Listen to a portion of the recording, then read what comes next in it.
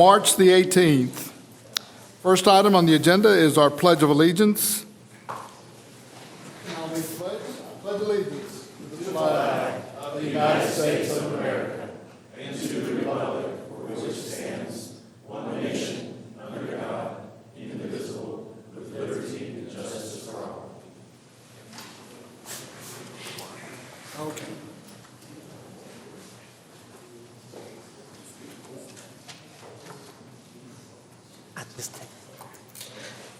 We're going to hang tight. Anybody know any good jokes? That's what I get for starting early. How's the pancake and staff support stuff going? We don't have to have a quorum to talk the great things. Yeah, so we're in casual attire today, some of us. We were over at HRP, our bus maintenance complex, serving pancake, sausages, turkey, and bacon.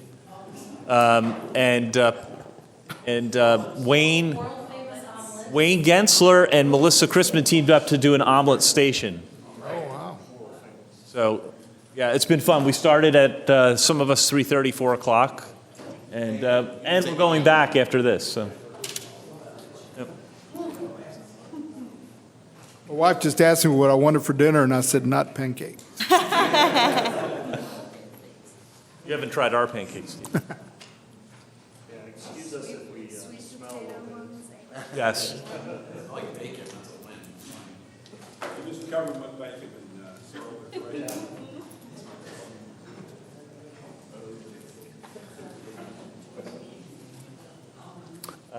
Chris is reaching out to Michael, and we're expecting.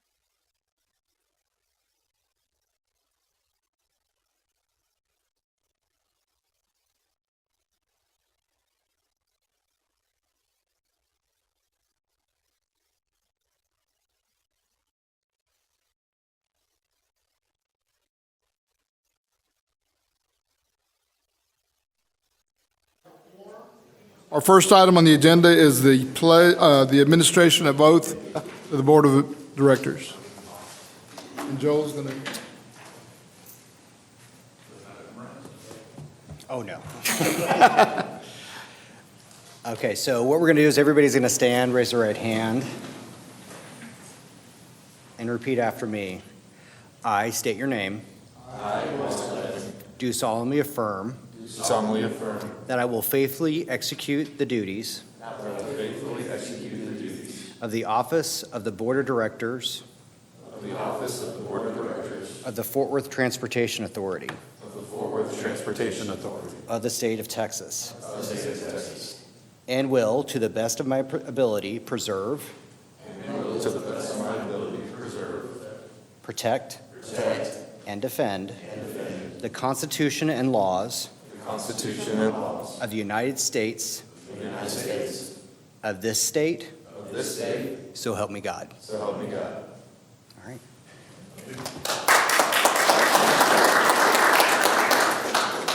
Thank you, and welcome to our new board members. Should we do a board introduction? Just Hi, I'm Rachel Navarro Phillips. Are there any specific questions? I am the Business Development Manager for the Rios Group, and obviously very enthusiastic about transportation as we have more and more people, moving here and other people needing to get to their jobs, so very excited to serve. let's go all the way. Sure. Good afternoon, Chris Nettles, sit on City Council for Worth, District Number 8. Glad to be here. Oh, yeah, Rich Andreski, President and CEO, Trinity Metro. Chief Pancake Baker. Tito Rodriguez, Vice Chair of the Trinity Metro Board of Directors, and also have the pleasure of serving on the City Council of North Richland Hills. Ben Robertson, nothing exciting like Tito. Just happy to be on this board for multiple years, and then I'm vice president of a local construction company. Paul Slechta, Grapevine resident, Grapevine City Council. Isaac Manning Jr., Fort Worth resident, new member on the council, on the board, and I'm associated with Trinity Works. We do real estate development around town. Happy to be on the board. Thanks for having me. Welcome to our new members. Next item on the agenda is the citizen comment section, and we do have one citizen wishing to speak today, and that is Ashton Smith. Ashton, if you'll take the podium, your name and your address, please.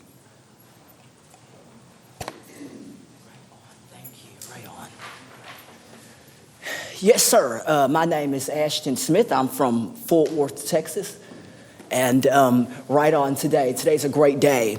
I am here oh, right on. Okay, right on, sorry. Right on. I am here to discuss today, Saturday, I got rained on, soaking wet. So I am hoping, and I know you're trying, to get shelters so that, you know, when it rains like it did Saturday, a deluge, right? I don't get soaking wet in my clothes, right? And looking good.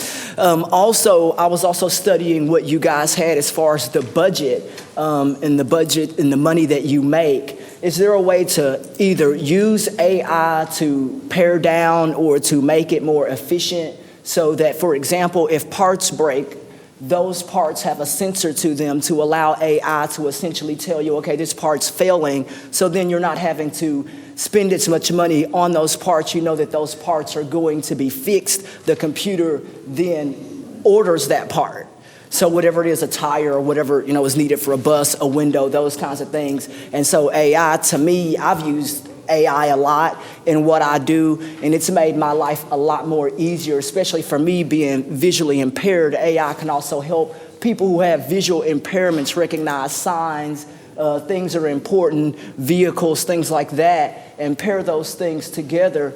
And even your cell phones, those things, being able to pay. My cell phone's important. I was in Qatar, and I could make all of my payments right there at the kiosk with my phone. Any denomination of money I could pull up on my screen. If I wanted to change foreign currency, I could pull it up right there on my screen and be able to do that. If we can make the movement of currency, money, more accessible to people and be able to use that process, it makes it a lot more easier than it has for me. I am grateful to be here, grateful to always be here and talk about what is important to me. But I think today what's important is making sure we have those shelters and making sure we have what we need with riding with VIA. That service is also coming online. I read that as well. I'm grateful that you guys are making that change because that's going to benefit people like me, because riding with VIA has an app that people like me and younger generations can use. Let's move ourselves into the 21st century and continue to do that and advance as much as we can in technology, because I'm only in my 30s and I see that technology is the way for the future. If we do that and get away from a lot of paper type stuff, you're going to be able to make money, hold money, and keep money. And that's what you want to do, make money. Let's go. Let's go. Thank you. Next item on the agenda is the approval of the February 20th, 2024 board meeting minutes. Motion for approval? Second. We have a motion and a second. All those in favor signify by saying aye. Aye. All opposed, same. And the motion passes. Thank you all. Next, we'll turn to our information items and reports. First, we'll turn to Reed Lanham for a commuter rally. Good afternoon, board members. I'm Reed Lanham, the Vice President of Rail here at Trinity Metro. I want to give you guys a brief update on our February rail stats. If you remember, for some of you that were here and those that weren't, in January we experienced what kind of a down month on TexRail. And I'm on page 8 of your report, sorry for that. We saw a little dip in ridership, which is not normal for our recent trends. That was mainly due to the poor weather that we experienced during January. February, in contrast, was quite the opposite. We had a very modest, mild February where we saw ridership increase once again year over year. We came in at over 99% on time for our reliability, which again, we continue to be a very reliable system. and we had 52,086 riders, which is the first time we've broken 50,000 riders in the month of February since beginning operations. Currently, as of February, we were 64,195 riders ahead of where we were at last year in February, which again is a very positive trend. We're seeing TexRail begin to catch on in the North Texas region. We also mentioned, as far as TexRail is concerned, the exciting news of working with the COG, Council of Governments. We received $65 million to go towards the purchase of new Stadler vehicles to expand the fleet. That's going to be crucial for the future reliability of our fleet and the expansion of the system. We're continuing to work with Stadler through those details and hope to have those as quickly as possible. Moving on to TRE. TRE in February had another strong month. TRE's on-time performance continues to impress month after month. A few years ago, due to some equipment issues, we didn't have such strong on-time performance. As I've mentioned before, the staff, along with our contract operator, have worked very diligently in increasing the reliability of the TRE, and that's reflected in our increase in ridership as well. We saw 82,366 passengers in the month of February for TRE, and a 98.63 on-time percentage. We are up, just like I mentioned for TexRail, as of February, we're up 44,582 riders year over year, which again is a very positive trend that we hope to continue. And I said this would be brief. We've been up slinging sausage and pancakes since about 4 a.m. So if you have any questions, I would be more than glad to answer them.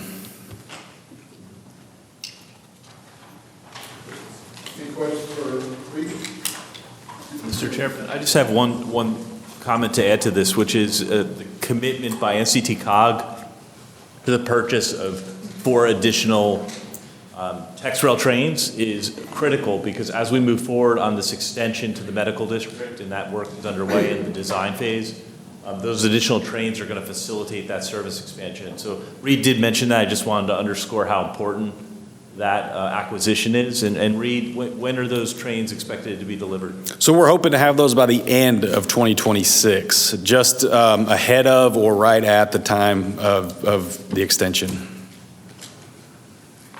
Thank you. I had the opportunity to take TexRail to the airport last week and back, and continue to see the happy faces on the airline employees and the airport employees. Excellent. That's what we like to hear. Riding TexRail, and of course the parking. The overnight parking, seems to be, people are taking advantage of that, at least at our 2 NRH stations. We have seen some positive returns on our overnight parking. It's been a little over a year now, and that number has continued to increase as the word gets out. Thank you, Reed. Thanks, Tito. Next, we'll do our marketing and communications. We'll turn to Melissa. Well, now you know we've been up for a while. I almost said good morning, but instead I'll say good afternoon to the Trinity Metro Board of Directors. My name's Melissa Chrisman. I'm your Vice President of Marketing and Communications. On page 10 in your packet, you'll see a brief information item for the Route 15 rebrand update. So if you recall, it was in the fall of 2022 when we first came to the Board of Directors and talked to you about an idea that we had to rebrand our bus Route 15. So if you're familiar with that service, it runs in between downtown Fort Worth and our TexRail Northside station, providing connections to the historic stockyards, which of course we know is the #1 destination in Fort Worth. So what we brought to you was this idea to start building out what we're now calling our Metro network, which would be a network of color-coded, interactive, enhanced customer experience services that would make it easier for not only our existing customers, but new customers to travel on board our services. So to date, we have been hard at work on that. Our team, along with a local artist, have been really trying to flesh out all the details. So we have some interior and exterior concepts. Really, like I said, it's all about providing that fun Western adventure for passengers. We've identified opportunities to create some designs to be applied along the route, on our signs, on new shelters, and have some kind of really cool ideas for the main bus stop at Main and Exchange at the Fort Worth Stockyards. So where we're at right now with that project is we are reaching out to stakeholders to get feedback feedback. So it's a pretty exhaustive list. We've just begun that process. When we are done with that process and have all the feedback we need, we'd like to bring this information back to the board for a further consideration of putting that service on the streets. So just an update, since it's been a little bit since we've talked to you about it. I will happily answer any questions. Any questions? I don't have any questions, just a couple of general statement thoughts. Sure. One, awesome, love everything about this. There is a bit of a gap in our community of understanding agencies like ours and working with our arts community. And so I would love for you to reach out to Wesley General with Fort Worth Arts Group, and I think Megan Henderson is their current chair, and let them know what we're doing so that they can tell that story on our behalf as well. Also, there is a new group that is formed in Northside specifically dedicated to getting more murals in Northside. Oh, great. They did the mariachis that were painted, I think, last year, and they've got another couple coming. I'd love to reach out to them. And Fort Worth Arts Group, Wesley and them can connect you as well. But they're dedicated to putting more art in Northside, which is right in line with all the great things that you and the staff are doing here. So love to see those partnerships and think this is going to be an awesome program. All right. Thank you, Ben. Mr. Chairman, I'd like to just add to this great program that Melissa and team have been working on. This is the beginning of a very extensive public engagement campaign that will not only raise awareness about Trinity Metro, but continue to get feedback about the future direction of this agency. So we will be having conversations that are very organic, very going to where people live and work, not asking people to come to us, but going rather to where they are, and really thinking boldly about the future of our transit system. We have a lot of work to do. We're really proud of this agency and what we have to offer, but there's a lot more that we could and should be doing. Thank you. All right, for our regular report, I think we've got Glenn Miller, our Director of Marketing, coming up to close us out. Thank you, and good afternoon. Again, Glenn Miller, Director of Marketing. I'm here to chat with you a little bit about our plans for engaging the community through our spring festival partnerships. First off, we're continuing our long-term partnership with the very transit-friendly Near South Side Arts, which is the cultural and event planning arm of Near South Side. Near South Side Inc. This event, Open Streets, was last celebrated in 2019 due to the pandemic, but we are starting it again this April. The event celebrates mainly non-motorized rolling fun, including Fort Worth bike sharing. Sean and his team will be present hosting bike safety course, and we'll be there interacting with the guests on a very casual manner, talking about all of our services, setting up our cornhole games to play along the street. We'll get exposure through the Near South Side Arts through their social media, as well as on-site exposure. Next event is Main Street Fort Worth Arts Festival, like a crowning jewel for downtown Fort Worth. Trinity Metro is the transportation and information booth sponsor. In addition to that, we'll be providing Downtown Fort Worth Inc. with 2,000 Trinity Metro tote bags that they'll be distributed from the information booth that details our services. Molly the Trolley will be treated exactly as shown on this slide. It will serve as the event circulator that will go from one end of the festival to the other end around the perimeter of Main Street.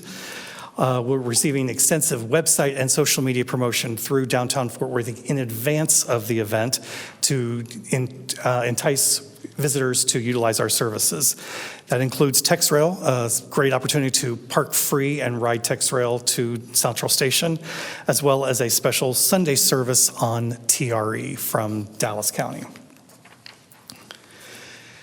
And then our annual partnership with Grapevine Convention and Visitor Bureau is set to expire April 30th, but we're already making plans to renew that program. The first event in that new partnership will be Main Street Fest, the craft brew experience that Grapevine celebrates every year. And TexRail will be the official commuter rail provider. We will be acknowledged in all of their event collateral on their website. We provide a discount to ride TexRail through a GoPass promo code, and then Grapevine reciprocates by providing an event admission discount for anyone that shows proof of riding TexRail to the event. We receive a number of complimentary tickets to give away through, as a writer giveaway through our social media or digital efforts. And through that, we're able to capture contact information for our database. Via social, we're also able to increase engagement.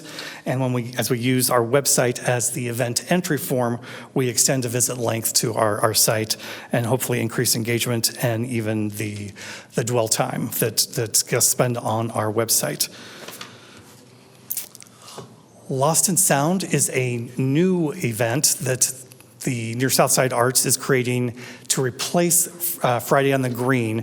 Friday on the Green is on pause this year because of construction near Magnolia Green. So they're moving this event to the South Main Village, which still provides great opportunities for us. There'll be 4 different concerts throughout the year at Near South Side venues along Main Street, and we will be the ongoing presenting sponsor for those. We'll receive all kinds of social media and on-site exposure. We'll have the opportunity to provide promotional giveaways, and we'll be able to incentivize rides by providing GoPass promo codes as a transit discount, as a number of our services are serve this area of the Near South Side, including our South Side Zip Zone, Bus Route 5 along Main Street. TexRail and TRE are now even within walking distance of the majority of this area. And of course, there's always Fort Worth bike sharing. Finally, Grapevine Vintage Railroad Wine Trains. We are the presenting sponsor, or TexRail is the presenting sponsor, and our contract allows for 5 different events. This past year, though, we were asked to be the sponsor of a 6th at no additional cost to us, so we were bonused the Sweetheart Wine Train in February. These trains are special events on the Vintage Railroad. We are provided with tickets that we incentivize and utilize on social media for giveaways, but more importantly, we provide promotional premiums and discounts to the riders who participate in this event. This past weekend was the Kiss Me I'm Irish Express. We provided a TexRail themed bottle opener because this was a beer festival as opposed to wine. For the upcoming Jazz Wine Trains, we are distributing TexRail themed earbuds. So there's some tie-in for all of these events. And finally, all of these efforts are supported through our ongoing TM campaign. And this whole plan was just what we're doing for spring. We'll come back and tell you a little bit more what's happening for the summer and fall leading into the end-all be-all, the North Pole Express. And finally, this is just a snapshot of how your Trinity Metro Marketing and Communications team is leveraging community events to increase support for public transit, grow our brand awareness, and drive ridership all at the same time. Boom. Any questions or comments? Or any questions of Glenn? Excellent. Awesome. Thank you. I will depart. Have a great day. Can't see without those. Thanks. Now we'll turn to Chad Edwards for strategy, planning, and development. Hi, good afternoon. Glenn's like Mr. Glenn. Oh, well, sorry, you just missed it then. Sorry, I'm getting organized here. My name is Chad Edwards. I'm the Executive Vice President of Planning, Strategy, and Development here at Trinity Metro, and I have a handful of presentations for you today. So for those of the board members that have been here, this is no surprise that I'm here to talk about a lot of stuff that we're doing here at Trinity Metro. So if you have questions, feel free. Our first item on our agenda here is the general planning consultant contract. We call it GPC for short. The general planning consultant is a contract that we have with an engineering firm and 9 sub firms that provide assistance to us for planning services, some basic engineering services and some other specialty things that we have.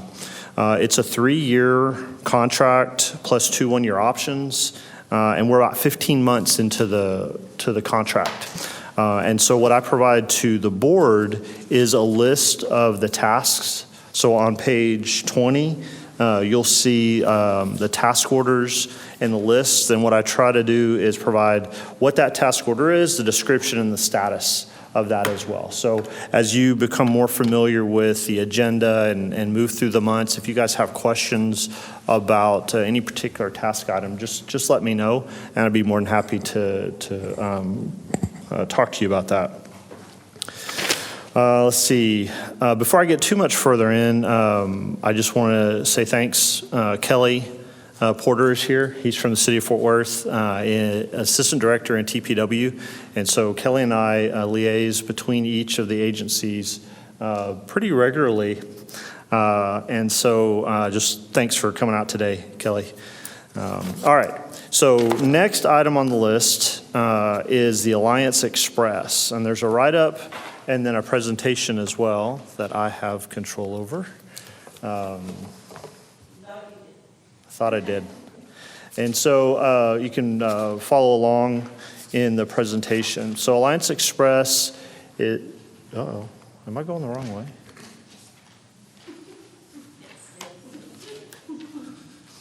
I know I've been up early. You got to go back up there and do your whole thing.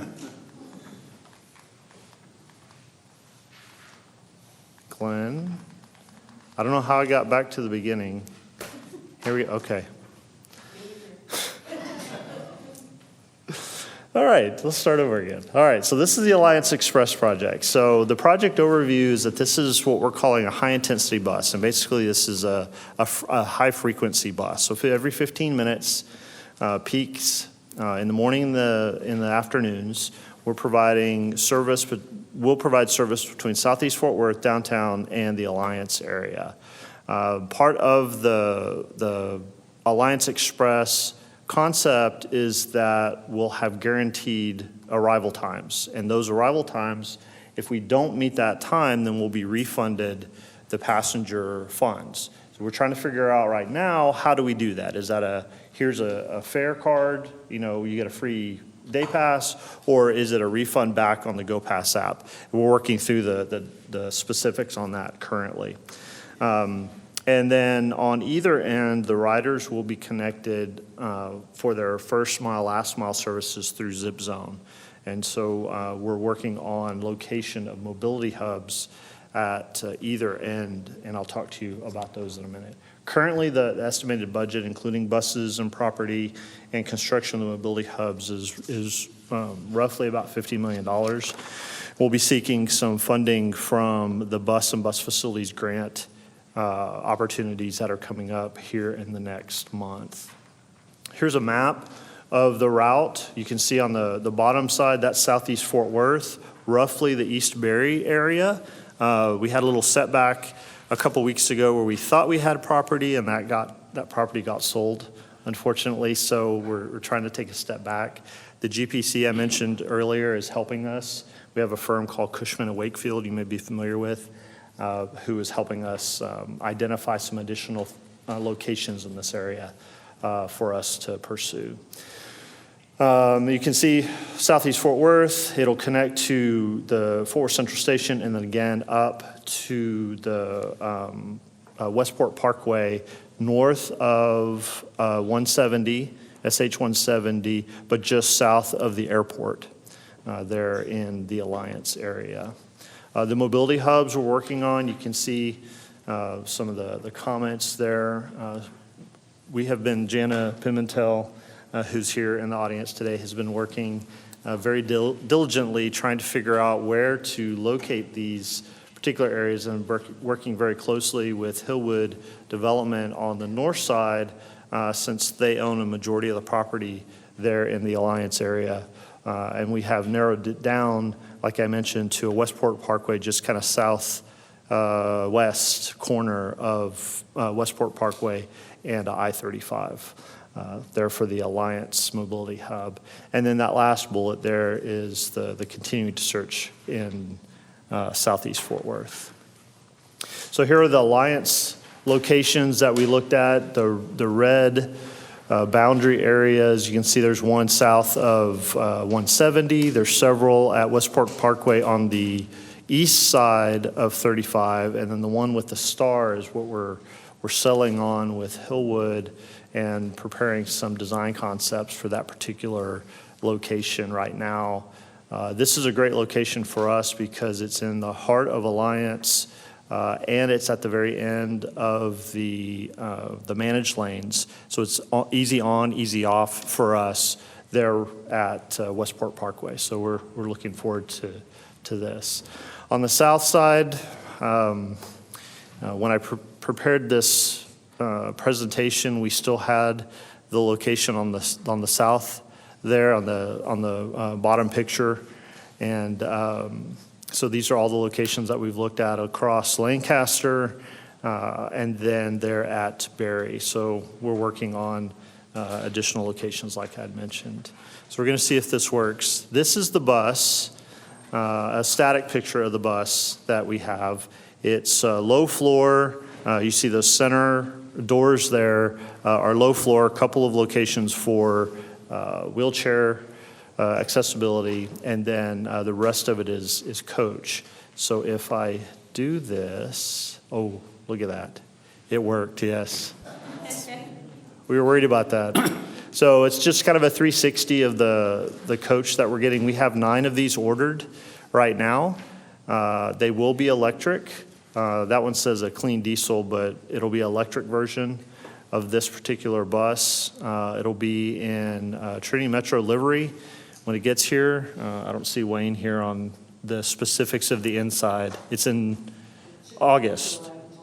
Yeah, July and August we'll start getting buses. So anyway, this is what the bus will look like. Thanks, Brandon, for making this work for us. So here's some of the insides, reclining seats, overhead storage, low floor for the wheelchair. You can see on the bottom picture there, 170 mile range, max speed 72 miles an hour.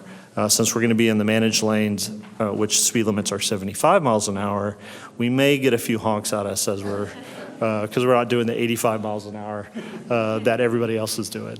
3-hour charge time, so we are going to have charging locations at both ends so that if we need to have a quick charge or if the layover is a certain time, we'll be able to plug in and continue on with that.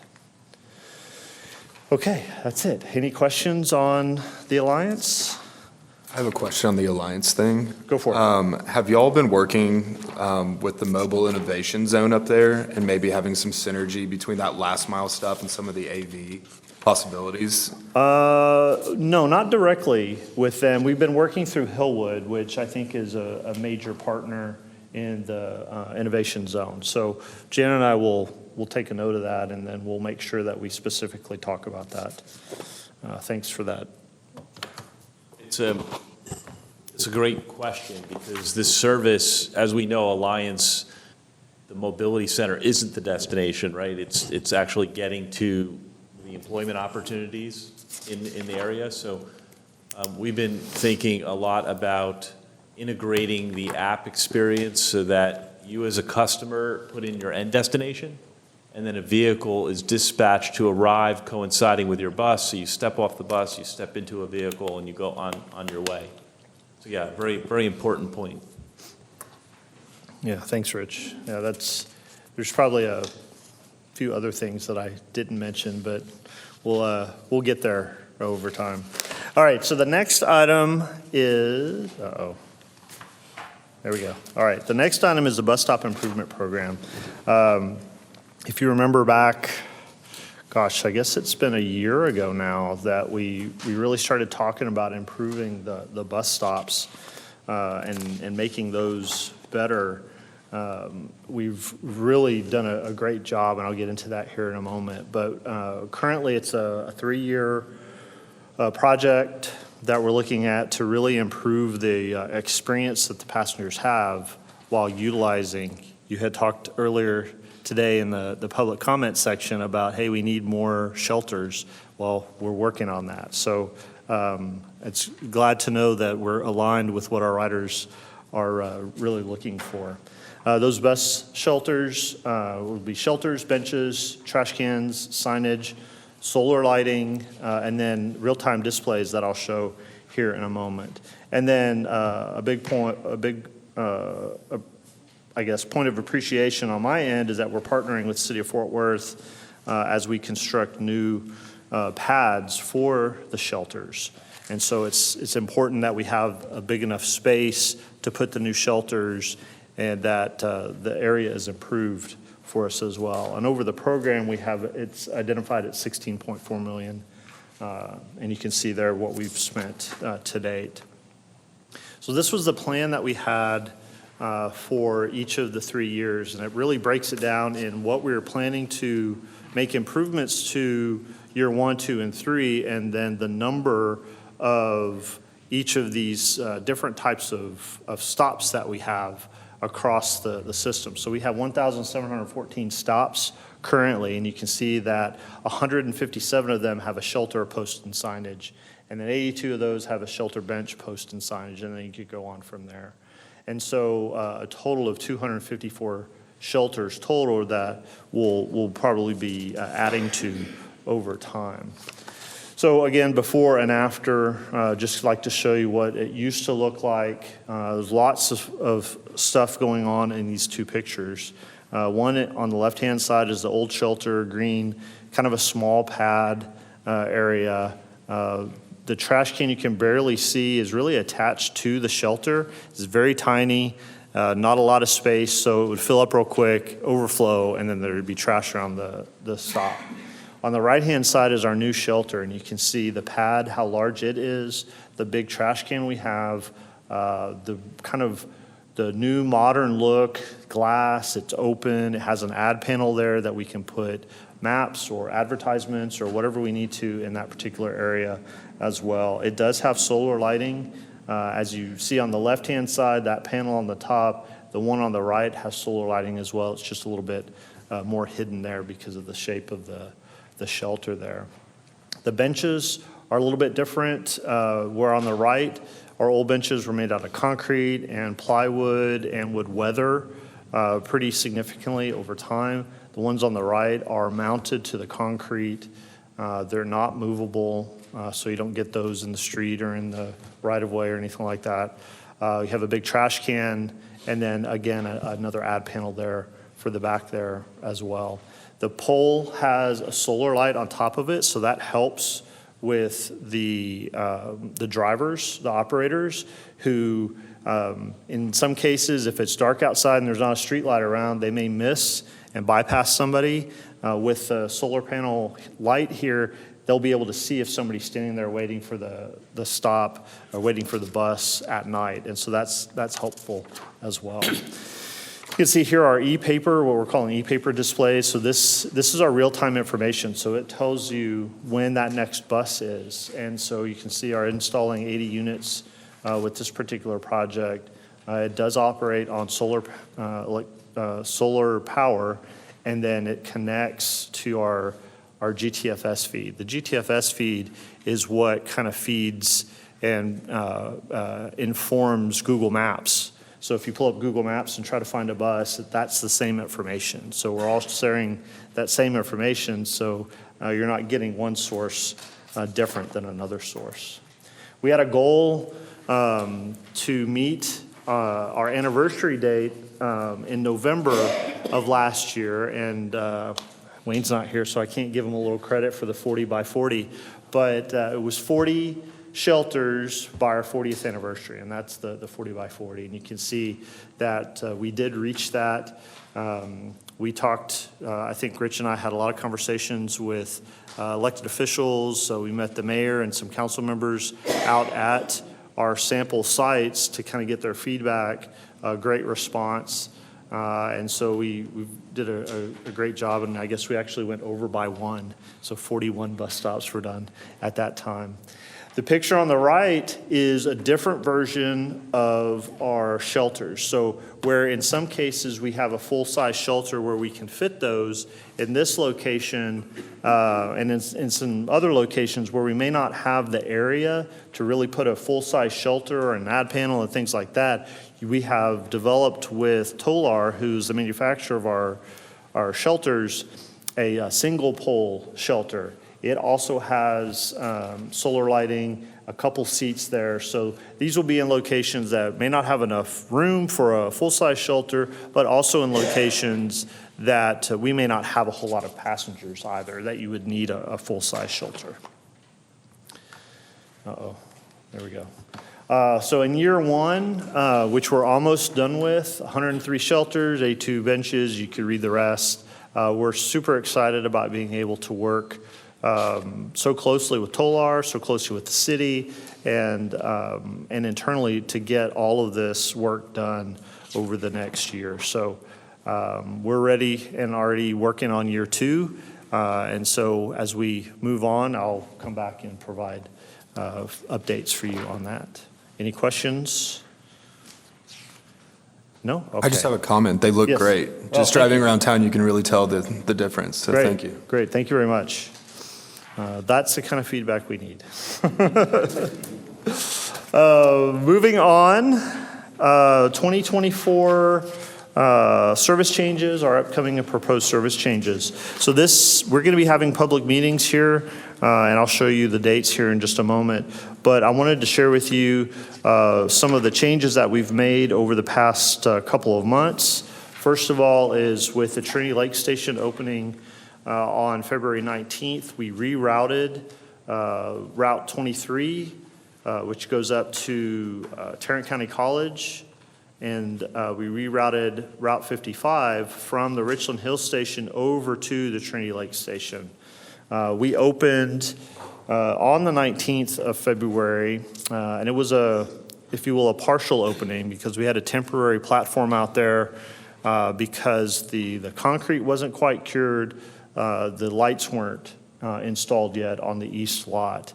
Since that time, we fully opened on March 6th, so 2 weeks ago, and probably a week and some ahead of what we thought we were going to have to wait for. And so Trinity Lakes is fully open now. I was out there not too long ago, and it looks great. Richie Thompson did a great job in getting that through to completion there. We had a spring sign-up on March 17th, and one of those changes that we had on our sign-ups was Route 15, which is a stockyards, and this is one that Melissa mentioned to you just a few minutes ago. What we had done with this service is we extended our service on Fridays and Saturdays, and you can see there we went an hour late till 12:45, and then extended 15-minute frequency from the 7 o'clock time period all the way out to the 12:45 period. So this helps and kind of matches the dash service that we have out there. All right, public meetings. You can see here, this is a list of the upcoming public meetings which will be sharing with the public the proposed changes that we have, and I'll go through those in just a moment, but just to give you a sense of what and where. March 28th, there in the stockyards, April 3rd at the YMCA, McDonald YMCA. April 4th, we're going to have two. We're going to have one at noon and then one at 6 over next door at Fort Worth Central Station. And then the last one is going to be a public hearing, which the board will open the hearing, we'll hear comments, and then we'll close the hearing, and that'll be on May 20th, which is our board meeting at that particular time. So a little background on the changes we're proposing. So we implemented a Better Connection, or ABC as we like to call it, in September of 2021. And that was just, kind of as we're coming out of COVID a little bit, but we wanted to go ahead and make those changes. We saw an immediate 10 to 12% increase in ridership in that September-October timeframe. And so we had, we felt pretty good about those changes. Now, what we're always doing in the planning team is evaluating and reevaluating, the changes that we make and the services that we provide.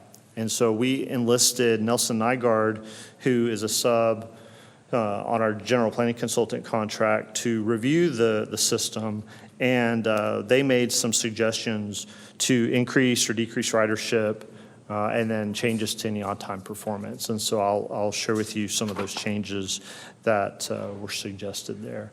This is just kind of a condensed list of what I'll go through here. So Route 5, we made a change to Route 5. What you see here on the page isn't what was actually implemented in 2021 because we had made some changes to this. What we want to do now is, since we've kind of got the Route 5 the way we want it, we want to increase the headway on Route 5 and move it from 30 minutes to 15 minutes. And so that will help with that service. We did a Route 25, if you remember, in the fall, and that ridership has increased significantly on Route 25. So we changed that from 30 to 15 minutes, and it has done very well. So we anticipate the same type of improvements here as well. It will require 4 additional buses during peak, so that's something that Wayne and I are always talking about, is availability of buses, and it's not just the buses, but it's the operators for those buses as well. So unfortunately, the buses don't drive themselves just yet, and so the operators are essential to make sure that we continue to provide that service. So that's Route 5. Route 28, it is going to be recommended to be eliminated, and the reason for that is because it's right in the middle of the southeast zip zone, and we think that with the ridership of less than 50 people per day, that there's an opportunity to move those people, transition them over to zip zone services. And so we'll start that communication here, obviously with the public meetings, but then as we get closer to the fall, where that change might happen. Route 45 is a similar situation. We'll eliminate this route because we plan to add a new zip zone in northwest Fort Worth. This connects to the Tarrant County College area, but it's also just west of the stockyards and north side here in Fort Worth. And so you can see there that new zip zone service is listed there between those particular areas. We end up saving 1 bus in this particular instance as well. Route 66 is a express route that we have from southwest Fort Worth. It uses Chisholm Trail up to Fort Worth Central Station. It's not performed very well, unfortunately, less than 20 trips per day. This service is only peak service, so there's not a whole lot of buses that are running this, but it does connect to several other routes. But this is one that we're recommending to eliminate as well. Route 23, I had just mentioned that we changed that route with the opening of the Trinity Lake Station. This is another situation. This would be something similar to what we've done with the Southeast Campus and TCC, where we had a bus route that went out to the Southeast Campus there in Arlington. We had that service running all day long, and there wasn't a whole lot of students that were using that in one particular time, so we converted that over to a zip zone, and it's performed pretty well. That's the same concept that we're going to do here, plan to do here on Route 23, is be able to call up with the app through Zip Zone and then be able to take those people that want to go out to the Northeast Campus who can do that. Okay, so all of those changes will be presented over at the public meetings, and we'll be happy to hear what the public says about those, and then we'll report back to the board during the public hearing on the 20th of May. Chad, you're going to mention Dash? Oh, yes, the Dash. So the Dash, the Dash was a partnership between the city of Fort Worth and, I don't know, probably 10 other groups in the cultural district that had worked together to get the Dash off the ground. It's not performing as well as we had anticipated, and so we think we can utilize the Dash equipment in a better way. And so the idea is that we're going to remove the Dash service and reallocate those buses to a downtown service, maybe replacing the Molly with the Dash. And so that'll be presented as well at the public meetings. We have 15-minute service on the number 2 right now, and it's very reliable, it's very good. And so some of the thoughts that we have for the 2 is maybe converting that into a red bus so that you still have that theme where we had the Dash before, and then convert that so that you can still have, say, take the red bus out to the cultural district or to Camp Bowie, and people understand that, similar to what we're doing with the Route 15 there. So With regards to the routes that have very limited existing ridership, are we going to do some kind of type of leaflet or something to let them know that those public meetings are coming and they might be losing?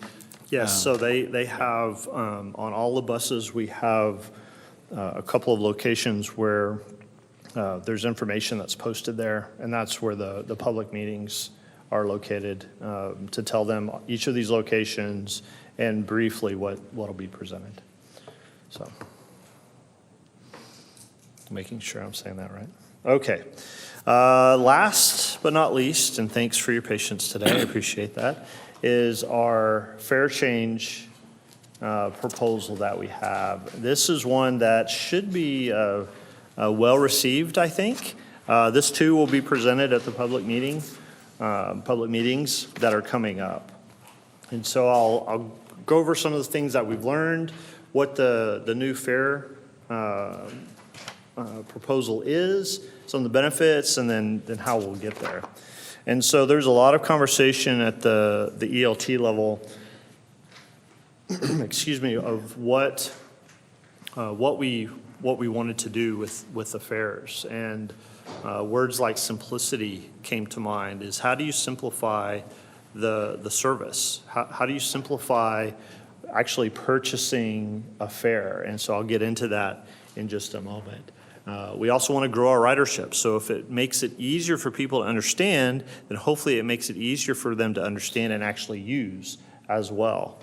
And then how do we draw in and kind of standardize some of the other services that we have, like TextRail and Zip Zone.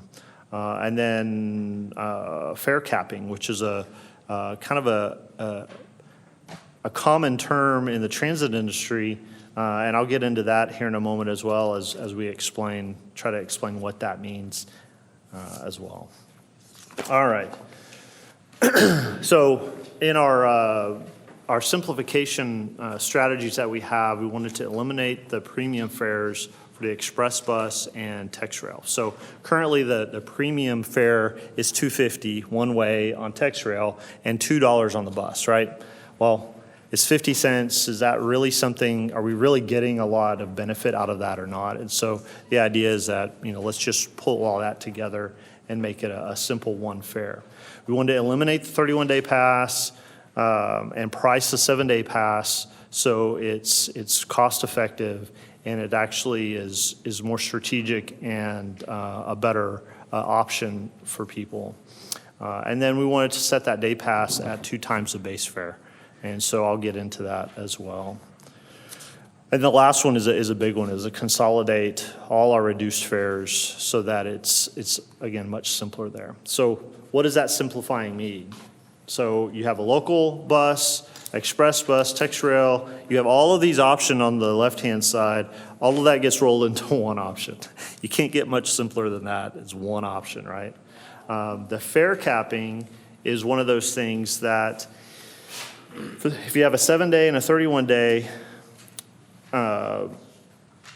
you start adding those up over time, and what we can do is take that 7-day and instead of currently $5 a day for 7 days, we can say, look, for that price of 7 days, and whatever we put that as, and I'll show you here in a moment, you'll be able to cap out. And so if you take more rides than that number that's allotted, they're all free after that. So it's not a problem to continue to do those rides.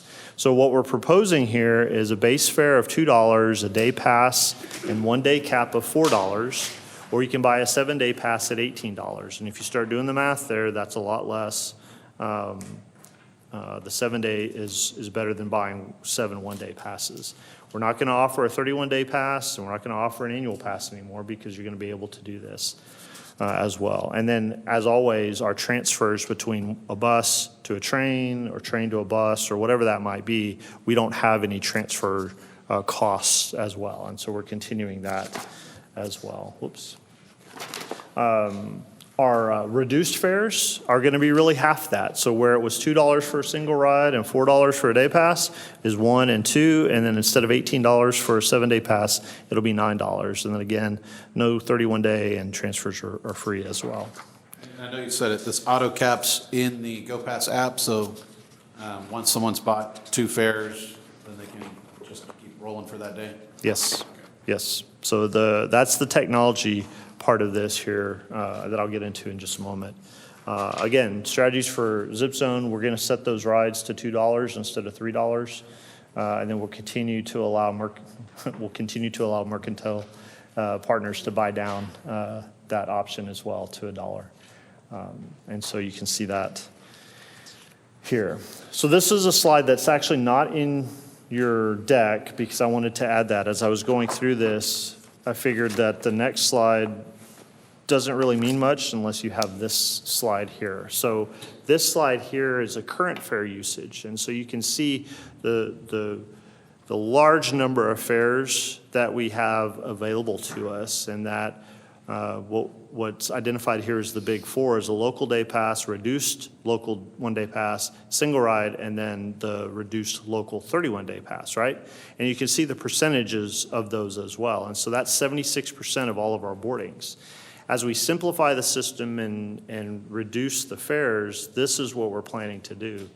First of all, it's a much easier chart to read, partly because is that we end up moving towards a 97% approval there. So, or not approval, but usage of our system. So that standard capped fare moves up pretty significantly to 61%. So this is what we're anticipating as far as changes from the very complicated and hard to understand and lots of options on the fares to a much easier to read and understand use of fares there. Easy Ride, we're still going to provide the Easy Ride program as well, and it'll still be that 25% discount currently. As far as key benefits, you can see here every current user is going to receive an opportunity for savings versus today. We're working on our innovation. You had mentioned that earlier today. As we try to move more to I like to call it a tap card system, but you can use a credit card or a phone. We'll provide, we're working on that. I don't want to get us too far out there. Working on technology that could be a tap card that we would provide that tap card to be able to use it almost as a debit at that point. But also trying to pay with Apple Pay and Google Pay, Samsung, and things like that, so that it's a little bit easier for people to do that. They don't have to actually go get a ticket. They can use their credit card or smartphone for that. You can see the equitable is very important to us as we're doing a Title VI evaluation on is this going to be negatively impactful for certain populations, and that's underway right now as well. And then, again, I've mentioned it before, really simplify it.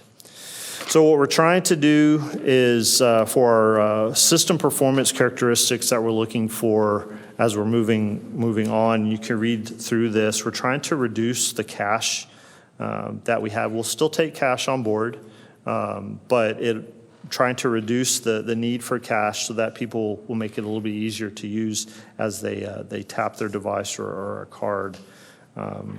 And then it'll also improve our technology and our accounting of how those trips are used as well.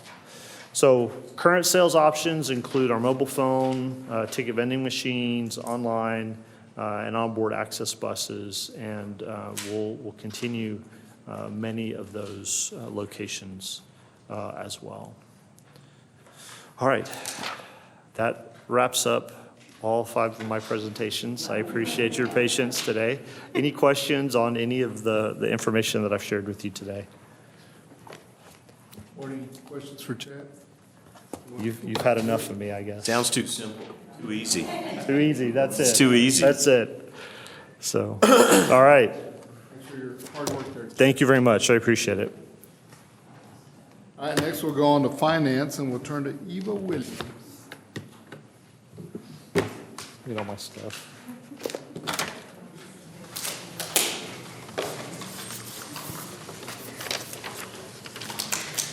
Greetings, Trinity Metro Board of Directors. My name is Eva Williams, and I'm here to present the financials for ending in January of '24 on behalf of Greg Jordan in his absence, who is our Chief Financial Officer. Please refer to page 70 and 71 of your board packet if you wish to follow along. Let's begin with revenue updates. We are projecting revenues to exceed budget by approximately $2.2 million. Total revenues are budgeted at $320.4 million, and we're projecting $322.7 million in revenue. This is primarily driven by sales tax. Collections to date this year are $41 million in comparison to $38.1 million this time last year. Let's move on to our expense updates.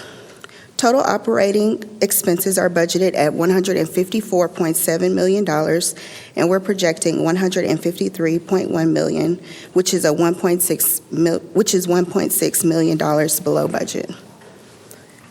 For fixed route, our year-to-date expenses are $14.6 million, and we spent $13.3 million during the same period last year. We are projecting a $705,000 overage, which is primarily driven by personnel costs. This is a reasonable expense compared to last year's year-to-date performance. Moving on to access, it is trending above budget by about $835,000. As with fixed route, we are projecting personnel costs to exceed the budgeted levels. We are projecting for FY24 year-end to be within about 3% or $372,000 of last year's total spend. For TRE, our year-to-date expense is $6 million, and we spent $5.2 million this time last year. We are projecting year-to-date expenditures to come in at budget, which is at $17.3 million. For TexRail, it's projected to come in at budget with a savings of $2.1 million. Bike share is expected to come in at the projected budget of $884,000. For general and administrative, it is projected to end the year at $48.5 million compared to the budget of $49.6 million, which is favorable by $1 million. In summary, we are anticipating a favorable position at year-end by approximately $3.8 million. Our cash flow is adequate to meet our operating and capital needs. From a pure cash basis, we have about $55.5 million in unrestricted funds. This concludes my report. Are there any questions? Or any questions of Eva? Seeing none, thank you, Eva. Thank you. Next, we do have an action item, BA 2024-16. We turn to Richie Thompson. Hey, y'all doing? Good afternoon. I'm Richie Thompson. I'm Chief Engineer for Trinity Metro. I think it's on page 72 of your packet. We're going to talk about BA 2024-16, which is the final design services for the NT Moves Build Grant, Trinity Railway Express double tracking in Tarrant County. Little background, in September of 2020, the North Texas Council of Governments, North Texas Multimodal Operations Velocity, Efficiency, and Safety Program, which is NT Moves, was awarded a $25 million Better Utilizing Investments to Leverage Development, which is a build grant, which is a discretionary grant. This program consisted of 3 projects, the first one being a TRE double tracking project on the Dallas County side of TRE, which DART is the project owner of that project. TRE double tracking project on the Tarrant County side, which Trinity Metro is the project owner of that project. It's roughly 2.4 miles, and it goes from Hadley-Etterville to Precinct Line Road. There's a figure on page 73 of your package, which basically shows the project area. So Trinity Metro entered into a subrecipient agreement with NetCog in February of 2023, committing to complete the TRE double tracking and bridge replacements for Tarrant County side of the corridor by September of 2027. Trinity Metro has committed $18.6 million of local funds, and there's a federal share of $15 million for a total budget of $33.6 million for this project. To date, Trinity Metro has completed the environmental documentation and received FTA concurrence in April of 2022. Preliminary engineering, which is a 30% design, was completed by HDR in January of 2024. So the next phases needed to complete this project are completing final design, which we're here requesting approval today for that. Then a separate construction services solicitation and contract award, which will be a future request to this board, and then begin revenue operations by September 2027. So going into the recommendation, or I say Trinity Metro is requesting to utilize our current 2023 indefinite delivery, indefinite quantity contract to deliver or to complete the final design. Trinity Metro has negotiated a scope of work and a fee that is fair and reasonable with Trans Systems under existing contract 23-31A to prepare final plans, specifications, and cost estimates for this project. So the recommendation is Trinity Metro Board of Directors authorizes the President and Chief Executive Officer to execute a task order for final design consultant services under contract 23-31A with Trans Systems, Inc.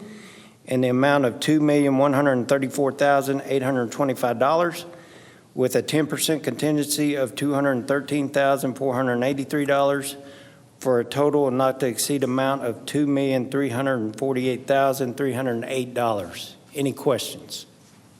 Board, any questions of Richie? So I'm just, heads up, I'm going to recuse myself from this vote. Because we are on. That's correct.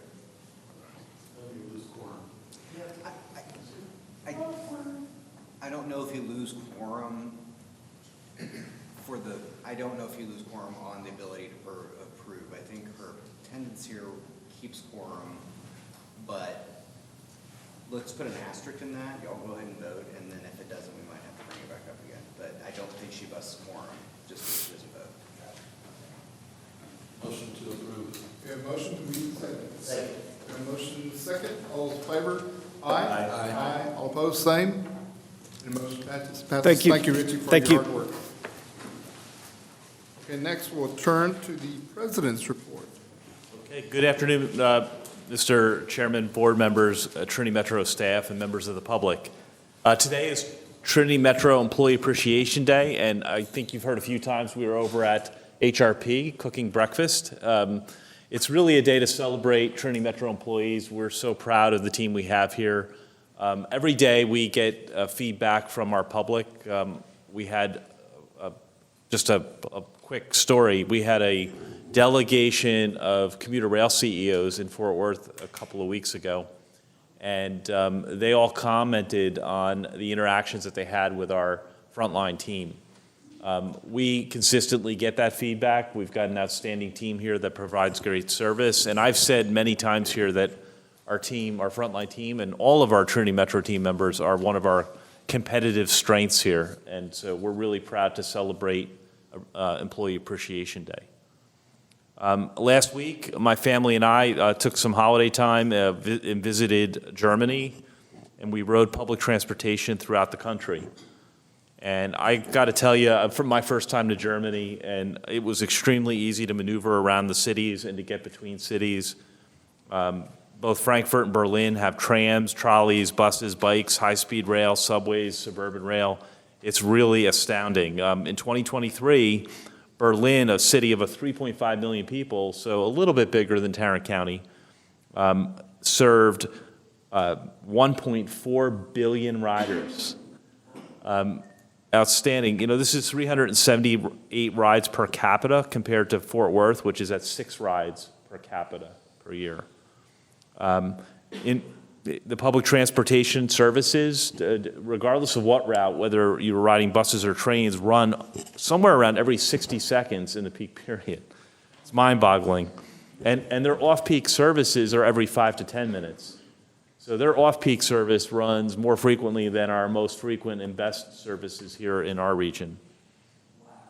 The network and the frequent service made it easy to get around and always the best choice. And in Germany, the drive times are almost always longer than the transit times. So renting a car would have been an inconvenience. And also, there's no active fare collection on any of the modes. So no fare gates, no fare boxes. You pay at the vending machine, and it's an honor system, and periodically you'll be asked to show proof of payment. So, the service is so frequent and so quick that if you don't act quickly when the doors open, the vehicle pulls away, and that happened to me once. But it didn't matter because the next vehicle is just a minute or two away. So, why I share this is frequency really does matter in a transit system, and that's where Trinity Metro needs to go. And so we'll be applying some of these lessons here in the coming years.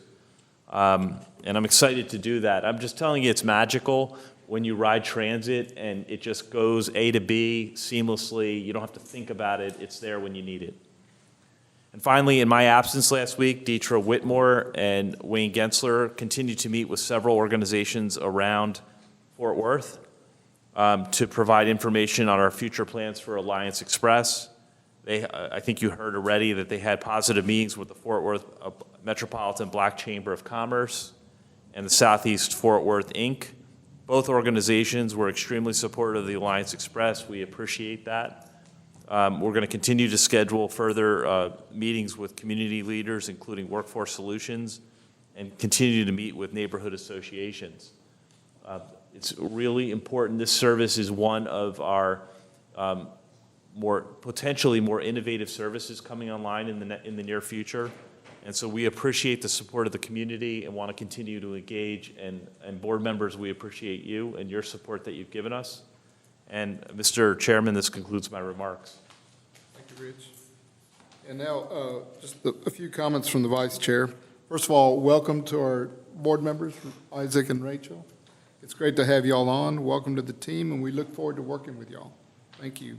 And also, happy National Transit Employee Appreciation Day to our team. So congratulations to them. And speaking of team, I had the great opportunity to visit with one of my former mentees earlier today who is advancing through the ranks. And I guess he's a driver now? He is a driver. And he assured me that by next year he'll be wearing a yellow vest. So he'll be a supervisor. So congratulations and thank you for the opportunities that we award those folks. And lastly, I'd like to thank our ELT, our executive leadership team, for all you do. Becoming the breakfast or pancake chefs this morning, today, it's remarkable. It's very impressive. And some of us had the good fortune of being at the rodeo a couple of weeks ago, and the interactions that you have with the staff and the team are greatly appreciated by the board members. And what a great team effort. It starts from the top. So thank y'all so much. And a big round of applause for you. Any other business or comments?